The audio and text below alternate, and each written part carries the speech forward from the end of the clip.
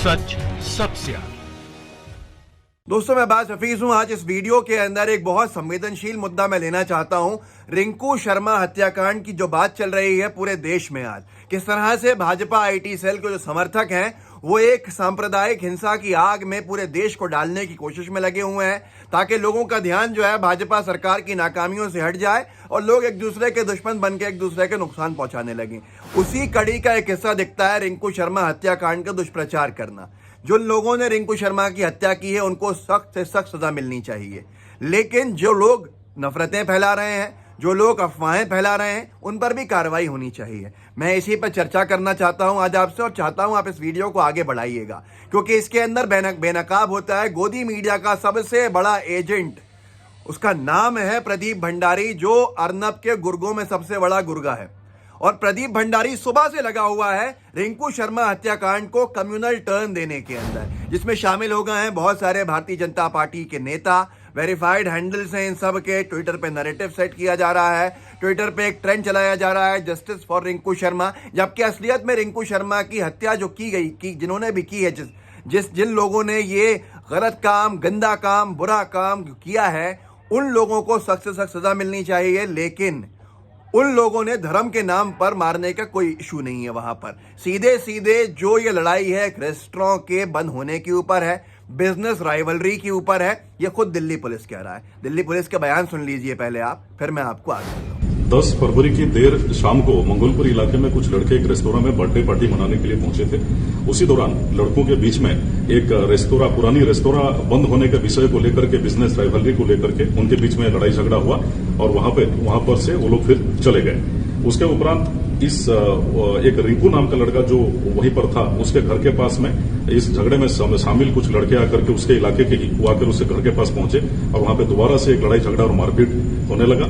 उस मारपीट के दौरान युवक रिंकू को चाकू से चोट लगी और दौरान इलाज उसकी मृत्यु हो गई। इस घटना पर पुलिस ने तुरंत एफआईआर दर्ज करके इससे संबंधित 4 आरोपियों को गिरफ्तार कर लिया है और इसमें आगे की तफ्तीश जारी है। दोस्तों, ये दिल्ली पुलिस का बयान है, जो दिल्ली पुलिस के पीआरओ साफ कह रहे हैं कि यहां पर कोई भी धार्मिक एंगल नहीं है। लड़ाई बिजनेस राइवलरी को लेकर है। पहले एक रेस्टोरेंट के बंद हो जाने को लेकर लड़ाई बढ़ी।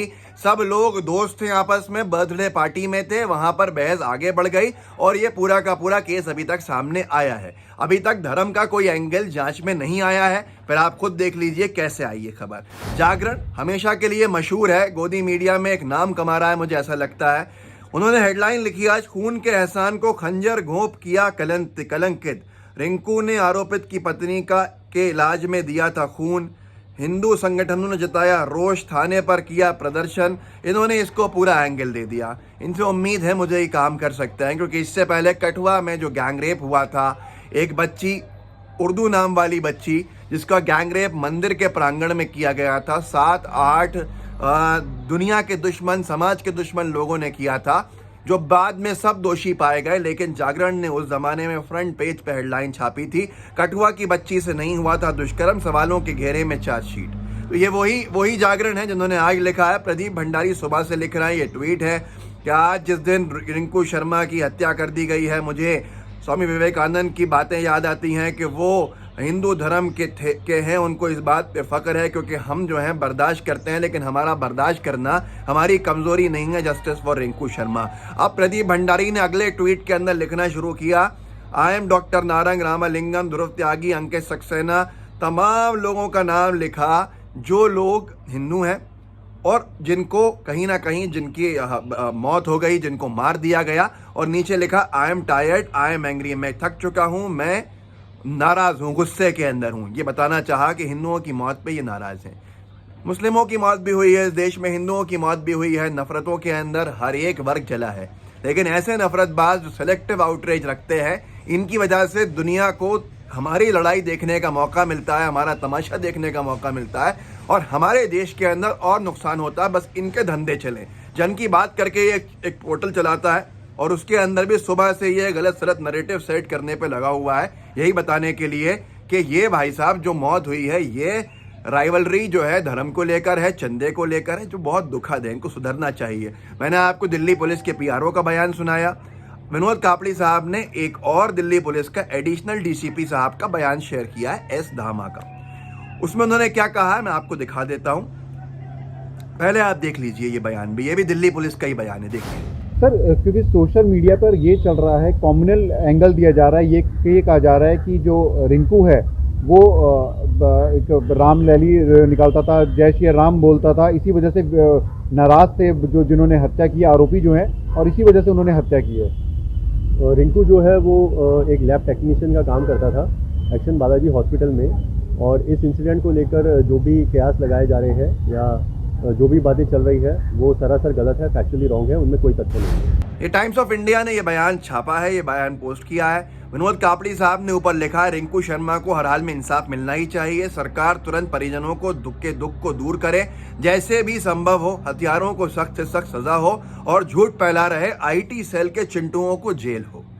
क्योंकि इन्होंने यही कहा है जो आपने अभी सुना कि ये लड़ाई जो थी रेस्टोरेंट के ऊपर, रेस्टोरेंट के बंद होने के ऊपर थी। धार्मिक एंगल इसमें कुछ नहीं है, ऐसा कोई भी एंगल नहीं है, लेकिन पूरे देश के अंदर ये बताया जा रहा है। विनोद कापड़ी साहब ने एक और ट्वीट किया है, दिल्ली पुलिस साफ साफ कह रही है कि रिंकू शर्मा की हत्या में राम मंदिर चंदे का कोई एंगल नहीं है, हत्या बिजनेस राइवलरी का नतीजा है, लेकिन नफरती गैंग को इससे क्या फर्क पड़ता है, गिद्ध आज रिंकू के शव को नोचेंगे। आप सोचिए क्या हालत कर दी है बीजेपी आईटी सेल के समर्थकों ने कि आज पूरे देश के अंदर अपने पार्टी की छवि को बचाने के लिए आग लगाने को तैयार हैं ये लोग। ये भारतीय जनता पार्टी के समर्थक हैं जो देश भर के अंदर हिंसा फैलाने के ऊपर उतारू हैं।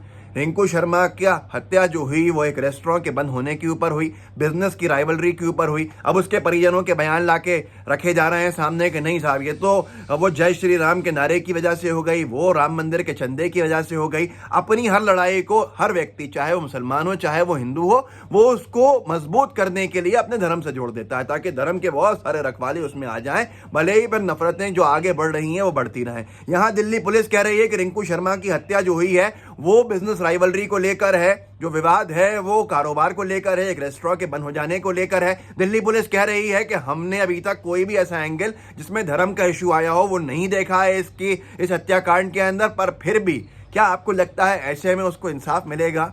जो आदमी खत्म हो गया रिंकू शर्मा, उसको क्या न्याय मिलेगा? ऐसे क्या उसको न्याय मिलने के लिए हम सब मेहनत करें? बिल्कुल करना चाहिए हमको, लेकिन ऐसे नफरतबाजों को भी जो अपनी रोटियां सेक रहा है इनसे भी बचाना चाहिए। सुब्रमण्यम स्वामी जी तो साफ लिख रहे हैं, आज आप खुद देखिए इनको उन्होंने क्या लिखा है, भाजपा के आईटी सेल की धज्जियां उड़ा दी हैं। सुब्रमण्यम स्वामी जी ने ट्वीट किया है जिसमें लिखा है, अंग्रेजी में हिंदी अनुवाद सुना देता हूं, कि ट्विटर के ऑब्जेक्शनेबल मटेरियल, जो ट्विटर के आपत्तिजनक कंटेंट है उसको लेकर जिस तरह से सरकार उसका एग्जामिन कर रही है, उसकी जांच कर रही है, क्या ऐसे ही सरकार बीजेपी आईटी सेल और प्रधानमंत्री कार्यालय के जो एफर्ट्स होते हैं, जो कोशिशें होती हैं ट्विटर पर मोदी जी के जो राइवल्स हैं उनको अपशब्द कहने के लिए, उनको बदतमीजी के साथ अपमान कराने के लिए, क्या इसकी भी जांच होगी? तो ये ट्वीट साफ कहता है, सुब्रमण्यम स्वामी जी खुद भाजपा के सांसद हैं, नेशनल एग्जीक्यूटिव मेंबर हैं बीजेपी के, कि बीजेपी आईटी सेल लोगों को गालियां दे रहा है,